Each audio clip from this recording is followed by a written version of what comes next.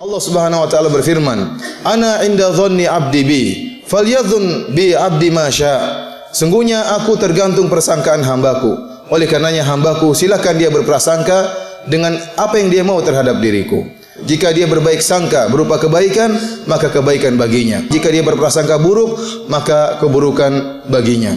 Sungguh tatkala seorang hamba berprasangka senantiasa berprasangka baik kepada Allah Subhanahu wa taala, maka dia telah mendapatkan kebaikan yang sangat besar. Ibnu Mas'ud radhiyallahu taala anhu pernah berkata, "Ma utiya 'abdun mu'minun qad syai'an khairun min husni dhanni billah." Kata Ibnu Mas'ud, tidaklah seorang hamba diberikan kebaikan yang lebih baik daripada berbaik sangka kepada Allah Subhanahu wa taala. Oleh karenanya kita seorang muslim hendaknya berbaik sangka kepada Rabb kita, terutama pada kondisi-kondisi berikut ini. Kondisi pertama yaitu tatkala seorang melakukan dosa, maka hendaknya dia segera bertobat kepada Allah Subhanahu wa taala dan berbaik sangka kepada Allah bahwasanya Allah akan menerima taubatnya. Allah Subhanahu wa taala berfirman, "Alam ya'lamu anna Allah yaqbalu taubata 'an ibadihi wa ya'khudhu shadaqat wa anna Allah huwa tawwabur rahim." Tidakkah mereka mengetahui bahwasanya Allah Subhanahu wa taala menerima taubat dari hamba-hambanya, dan Allah Subhanahu wa taala menerima sedekah, dan Allah Subhanahu wa taala dialah Maha penerima taubat dan Maha penyayang. Ingatlah hadis Nabi sallallahu alaihi wasallam. Kata Nabi sallallahu alaihi wasallam, "Adzaba 'abdun dzamban faqala Allahumma ighfirli." Seorang hamba melakukan dosa, kemudian dia berkata, "Ya Allah, ampunilah aku." Maka apa kata Allah Subhanahu wa taala? "Alima 'abdi anna lahu rabban ya'khudhu bidzam wa yaghfiru dzam." Sungguhnya hambaku mengetahui bahwasanya dia memiliki Tuhan yang menyiksa karena dosa dan mengampuni dosa.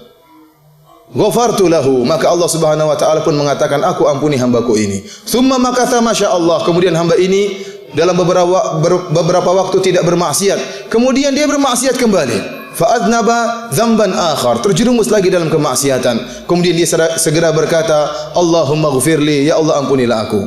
Maka Allah berkata, "Alima 'abdi anna lahu rabban ya'khudhu bidzam wa yaghfiru dzam." Sungguhnya hambaku mengetahui bahwasanya dia memiliki Tuhan yang menyiksa karena dosa dan mengampuni dosa-dosa.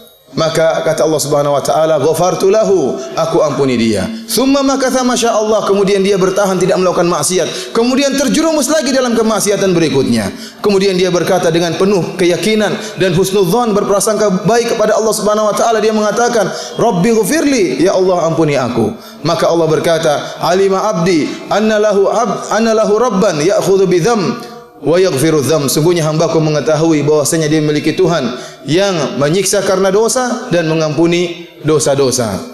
Ghafartu lahu, maka aku telah mengampuni dia. Kata Allah Subhanahu wa taala, "Ushidukum anni ghafartu lahu," aku saksikan kalian bahwasanya aku telah mengampuninya. Bahkan dalam riwayat kata Allah Subhanahu wa taala, "Falyamal 'abdi ma syaa," silakan hambaku melakukan apa yang dikehendaki. Kata para ulama, selama seorang berdosa kemudian bertobat, kemudian berdosa, kemudian bertobat dan memenuhi persyaratan tobat, maka selama itu pula Allah akan senantiasa mengampuni dosa-dosanya. Oleh karenanya seorang tatkala terjerumus dalam kemaksiatan, jangan dia menunda-nunda taubatnya. Yakinlah bahwasanya Allah Maha menerima taubatnya. Seketika dia bertobat, seketika itu pula Allah Subhanahu wa taala akan mengampuni dosa-dosanya. Ingatlah sabda Nabi sallallahu alaihi wasallam, "Wallahu lallahu arham bi ibadihi min hadhihi bi waladiha." Sungguhnya Allah Subhanahu wa taala lebih sayang kepada hamba-hambanya daripada kasih sayang seorang ibu kepada anaknya sendiri.